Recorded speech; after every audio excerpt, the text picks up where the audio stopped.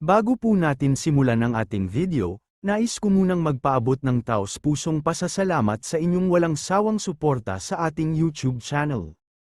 Lumapit ito sa kanya at ginamit ang kakayahan para kunin ang isa sa maraming espada. Ibinagsak niya ito sa sahig sa pagitan nila. Bahagyang nalito ang bida at nagtanong, ano ang ibig sabihin nito? Ano ba ang ibig sabihin ng lahat ng ito? Tanong niya. Sinabi nito na gusto lang niyang malaman kung gaano siya kalakas. Tinawag siyang Palace Master ni Jaga at tinanong kung ayaw ba niyang makipag-usap. Sa halip, tinanong ni Junghak, imbes na sayangin ang oras sa usapan, hindi ba mas mainam na magpalitan tayo ng suntok? Sa kalmadong anyo, sinabi niya na humihingi siya ng paumanhin sa hindi pagbibigay ng tamang pansin sa kanyang kasintahan, pero hindi niya ito sinasadya. Hindi pa siya tapos magsalita nang itinaas na ang kanyang espada at sinabi, malalaman natin kung totoo ang sinasabi mo matapos ang laban. Matapos ang laban, tiningnan niya ito ng seryoso at naisip, ibig bang sabihin nito kailangan pa naming magtagisan ng espada? Muling itinaas ang espada mula sa lupa, at ang kalaban ay pumasok sa panlabang posisyon. Tiningnan niya ito at naisip na para siyang humaharap sa isang bundok. Nang magsimula ang atake, naramdaman niyang ang bundok na ito ay makapangyarihan at di matitinag. Tunay na maestro ng asul dugong sining pandigma ang lalaking ito. Seryoso niyang hinarap ang labanan at agad gumanti ng atake. Dahil dito, parehong nabasag ang kanilang mga espada. Nagkatitigan silang dalawa sa magkabilang panig. Gulat na gulat si Junghak sa nangyari at naisip niya, ang antas ng kanyang kakayahan sa espada, kapantay ng akin. Itinutok niya ang sirang espada sa kanya at sinabi, hindi mo maaaring pakasalan ang aking anak. Naalala niya na ito rin ang sinabi nito dati at napagtanto niyang hindi pa rin nagbabago ang isip nito. Sinabi niyang sa kasamaang palad, hindi naman niya ito desisyon. Tinanong ng bida, kung ganoon, ano ang inaasahan mo sa akin? Hayaan mo akong makipagkita sa aking kasintahan upang may parating ko ang taos puso kong paghingi ng tawad. Muli, sa seryosong tono, sinabi nito, una sa lahat, nasa kanila ang desisyon kung ano ang mangyayari sa kasunduang ito. Hindi basta-basta ginagawa ang mga ganitong desisyon, o gusto mo bang maging kaaway ang Sword Squad? Sinabi niyang tiyak na marami na siyang narinig tungkol sa kanya, pero mukhang ngayon lang siya nabigyan ng pagkakataong matuklasan kung sino siya talaga. Paalis na si Junghak at sinabi na dapat siyang manatili roon at makisama muna sa Battle Sword Squad. Bibigyan siya ng sagot pagkalipas ng ilang araw. Tiningnan ng bida ang kanyang sirang espada at inisip na nakayanan niyang pigilan ang tagpasang may kakayahang sum-iron ng lahat. Sigurado siyang kahit buong lakas pa ang gamitin nito ay kaya pa rin niyang salagin. Naisip niya, ano kaya ang mangyayari kung ginamit ko ang Supreme Emperor Cultivation Technique? Pumasok si Jaiho sa silid na may seryosong ekspresyon at sinabing pinapatawag siya. Dinala siya sa isang lugar kung saan maraming tao ang nagsasanay gamit ang mga kahoy na espada at agad siyang pinalibutan. Nagtaka siya kung bakit ganoon ang tingin nila sa kanya. Sinabi ni Jaiho na ang batang pinuno ay magiging bahagi ng extermination squad pansamantala. Gulat na gulat ang iba at nagtanong, ano ang ibig sabihin nito? Sinaway sila at sinabi na iyon ay utos mula mismo sa Palace Master. Magsasama-sama sila sa isang tirahan sa ngayon. Tanong ni Jag sa kalmadong tono, hindi ba dapat magpakilala muna tayo? Ngumiti ng bahagya si Jaiho at sinabing puro suwail at mainitan ang ulo ng mga miyembro ng Extermination Squad. Hindi sila nakikipag-usap sa mga sutil. Umalis na siya at sinabing sumunod na lang. Napangiti ang ating bida at sinabing ganyan din umasta ang Dragon Storm Troop noong una. Samantala, sa Mong Small Palace, sinabi ni Tishak na nagtataka. Siya kung kailan itinayo ang Mong Small Pavilion. Naalala pa raw ba ito ng kanyang angkan? Mukhang kaya niyang mabuhay kahit saan. Nagpunta ng mag-isa ang batang pinuno sa Palace of Broken Swords. Tumawa si Jaggle at sinabing mas mabilis ang mga pangyayari kaysa sa inaasahan niya. pero hindi pa rin ito sapat. Ayon kay Soso, ito ay dahil na rin sa mabilis na pagkalat ng mga tsismis. Maging ang Sword Demon ay hindi na napigil. Tinanong niya, "So, alam nilang dalawa ang tungkol dito?" Sumang-ayon siya at tinanong, talaga bang pinayagan niyang umalis ng mag-isa ang batang pinuno? Talagang hindi niya ito inasahan. Sinabi naman ng lalaki sa kalmadong tono. Sa malamig niyang ekspresyon, sinabi niyang mas malakas ang batang pinuno kaysa sa kahit sino pa. Kung siya nga ang pinuno ng palasyo ng wasak na mga espada na natatandaan niya, hindi nito masamang tretuhin ang batang pinuno, kundi susunod pa nga ito sa kanya. Sabi ni Jaggle, ang demonyo ng espada na si Junghak ay hindi talaga handang makipaglaban sa iba. Bukod pa rito, ikakasal na rin ang batang pinuno at ang kanyang anak na babae kaya wala nang dapat alalahanin masyado. Ang pangunahing problema ay ang palasyo ng pagpatay. Kailangang ayusin ito bago pa manila matuklas ang nagsanib puwersa ang mga ito. Sabi ng babae, kung siya nga ang unang kikilos, tiyak na lalaki ang alitan. Sabi naman ng lalaki, maliit ang tsansa nilang manalo sa isang hayagang labanan.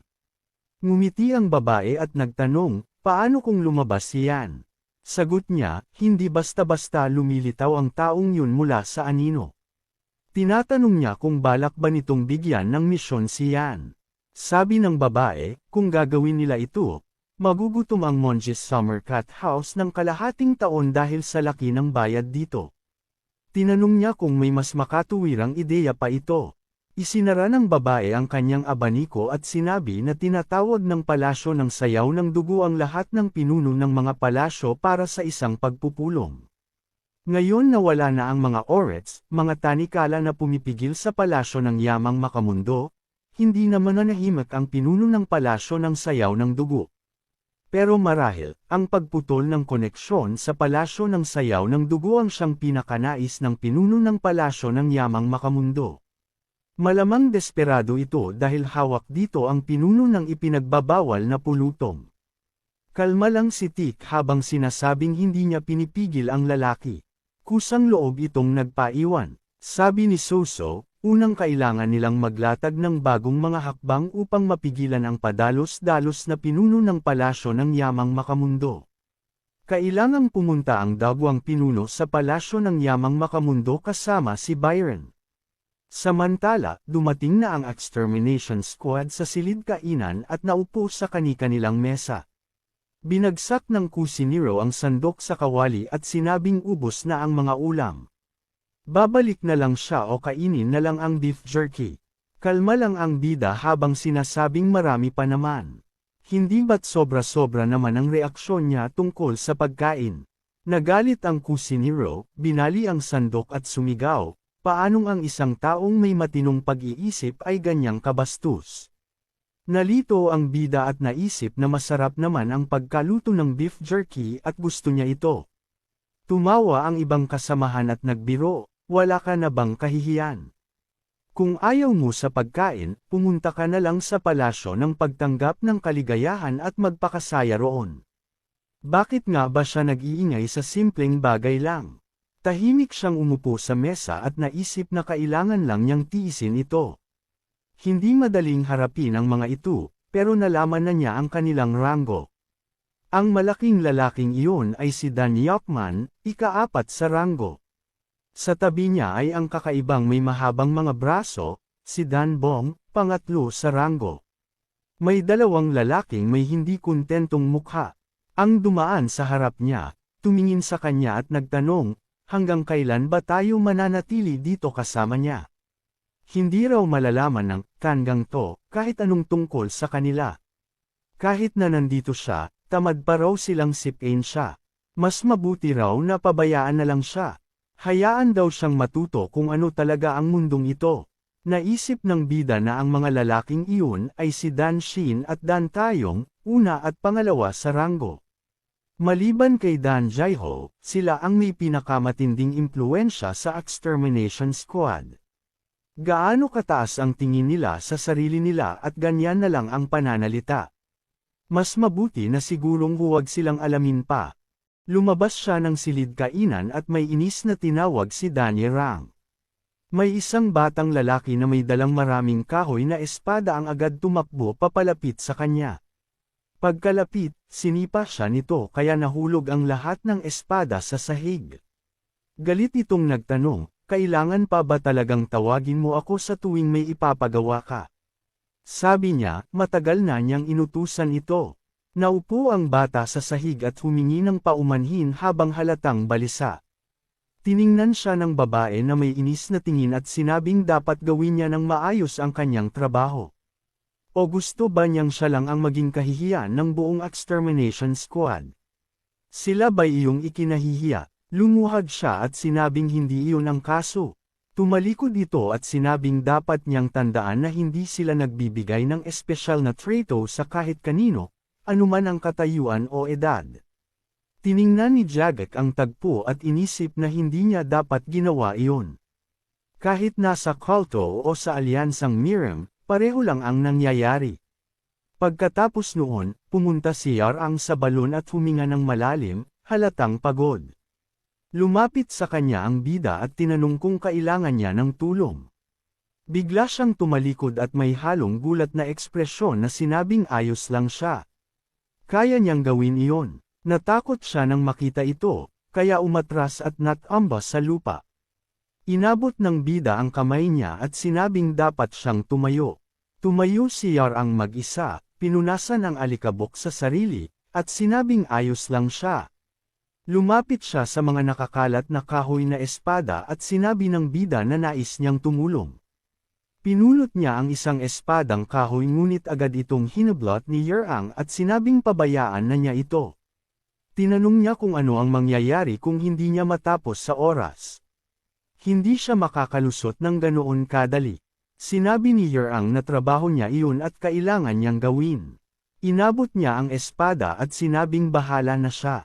Nakatayo lang ang bida at sinabi na base sa nakita niya, masyado itong kagalang-galang. Ang ingat niyang humawak ng mga kahoy na espada, gayong hindi naman tunay na sandata ang mga iyon. Sabi ni Yarang, kaya siya ganoon dahil ginagamit ito ng mga kuya niya. Kung maaari, humingi na lang sana siya ng bago. Sobrang luma na ng mga espadang iyon na wala ng silbi kahit linisin o pinturahan. Lumapit si Yarang na may inis na mukha at tinanong kung hanggang kailan siya tatayo roon. Umalis na siya pagkatapos at ipinagpatuloy ang kanyang ginagawa habang sinabing magkikita pa sila ulit. Tinawag niya ang pangalan nito at sinabing halata namang hindi rin siya gusto nito. Hindi siya tumingin pabalik at sinabing marami na siyang nagawang masama sa mga mananampalataya at marami na siyang kinuha sa kanila. Naka-engage pa siya sa kanilang ginang pero nagawa pa niyang pumunta sa cat house. Napatawa ang bida at tinanong kung nasasabi niya ba ang mga iyon nang hindi natatakot.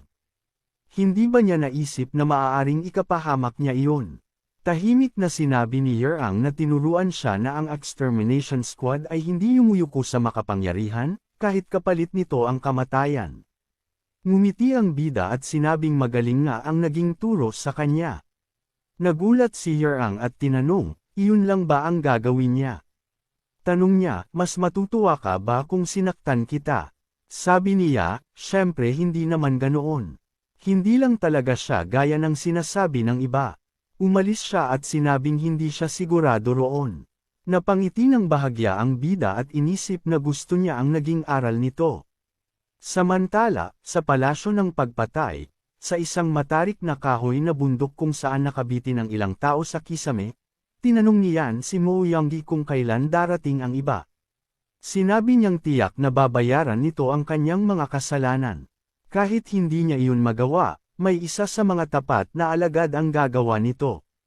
At kung hindi pa rin, may ibang gagawa ng tungkulin, papatayin silang lahat. Ipinangako niya ito. Tiningnan siya ni Mo Yonggi na may ngiti at tinanong, sa wakas ba'y nagsimula ka na ring magsalita? Tahimik siya ng matagal. Halos patayin na niya ang lahat. Sabi ni Yang Wei, hindi niya inakalang ang pinuno ng palasyo ng mga demonyo ay isang bata lamang. Napakakawawa at walang saysay ng buhay nito. Kinuha niyan ang kanyang patalim at may malawak na ngiti habang sinabing, Gawin mo rin kasing kawawa at walang kwenta ang buhay ko. Nag-iwan siya ng hiwa na ikinagulat ng lalaki sa sakit. Dumating ang isang tao at sinabing may liham mula sa pinuno ng palasyo ng sumasayaw na dugo. Tumalikod si Yan, tinawag ang number 3, at walang pag-aatubiling pinutol ang kamay nito gamit ang isang suntok ng espada. Galit na galit niyang tinanong, sulit ba talagang gambling ako dahil lang sa isang liham mula sa palasyo ng sumasayaw na dugo? Umalis ka. Agad na lumabas ang tao.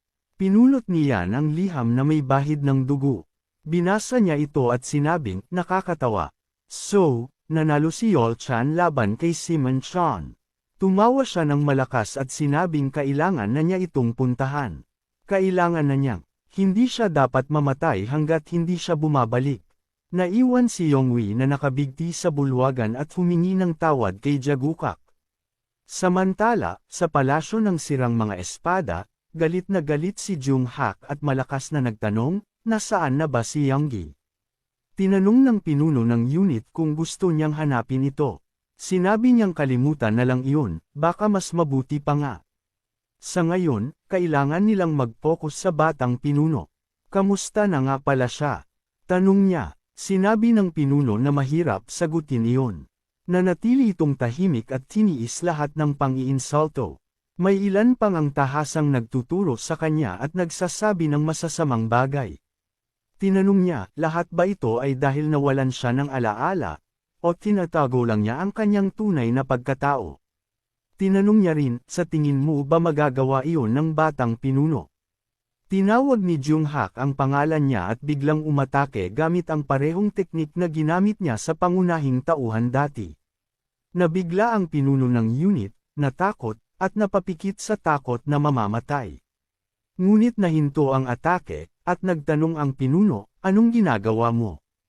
Tinitigan siya at tinanong kung paano niya nagawang harangin ang atakeng hindi niya mapigilan noon.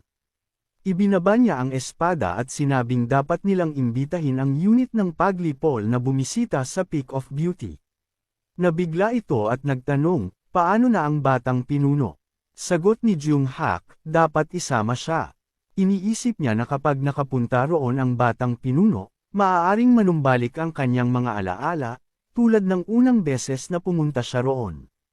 Maya-maya, naglakad silang magkakasunod, at sinabi ni Yarang, may 3 unit sa squad ng espada. Una, ang Bloodfire Unit, mga elite na mandirigmang kumikilos para sa pinuno ng unit o sa pinuno ng palasyo. Pangalawa, ang 100 Warrior Unit, kung saan kabilang ang karamihan. Pangatlo, ang Extermination Unit, ang nangunguna sa harap. Sila ang sumisira sa mga kalaban, sumusubaybay, at tumutuligsa. Naisip ng pangunahing tauhan, parang Dragon Storm Squad. Tinanong niya kung bakit parang mas bata ang mga mandirigma sa Extermination Unit. Sagot niya na may bahid ng lungkot, lahat ng miyembro ng Extermination Unit ay mga ulila, walang pamilya. Kumuha sila ng apelyidong Dan. Kaya napakahalaga ng ginang na itinuring silang pamilya. Naisip niya na ngayon ay nauunawaan na niya. Hindi na nakapagtataka kung bakit siya kinamumuhian. Tinanong niya, ngayon na alam mo na ang lahat, titigil ka na bang makipag-usap sa akin? Tumawa ang babae at sinabi, mukhang nagkakasundo naman ang dalawang outcast na ito. Tandaan mong, dalhin ang Ginoo sa dating lugar ninyo. Sabik na sumang-ayon si Yang. Tinanong siya ng ating bida, dati ka bang nakatira rito? Sagot niya, bahagi raw iyon ng nakaraan na hindi na niya maalala. Para bang bawat isa sa kanila ay may koneksyon sa mong cult. Biglang sumigaw si Jaiho, tumigil muna tayo at magbigay galang. Napansin ni Jagok ang mga espada sa lupa at tinanong, mga libingan ba ito? Tanong niya nang may katahimikan. Paano mo nahulaan? Sagot sa kanya, sila ang mga namatay, biktima ng ulap at lason sa Peak of Beauty. Tinanong niya, kaya ba ganoon na lang ang trato nila kay Yarn? Dahil dito siya lumaki, sa lugar na pumatay sa kanilang mga pamilya. Sagot, kailangan lang nila ng taong mapaglalabasan ng galit. Pero mali raw iyon. Ayon kay Jaiho, alam nilang mali iyon, kaya hindi nila ito itinataboy kahit na masama ang trito nila. Nagtanong ang ating bida, hindi ba masyado silang mataas mag-isip tungkol sa sarili nila? Lalo siyang nagalit at sumigaw, sino ka para magsabi ng ganyan? Huwag mong kalimutang kung ano ang ginawa mo sa kapatid ko.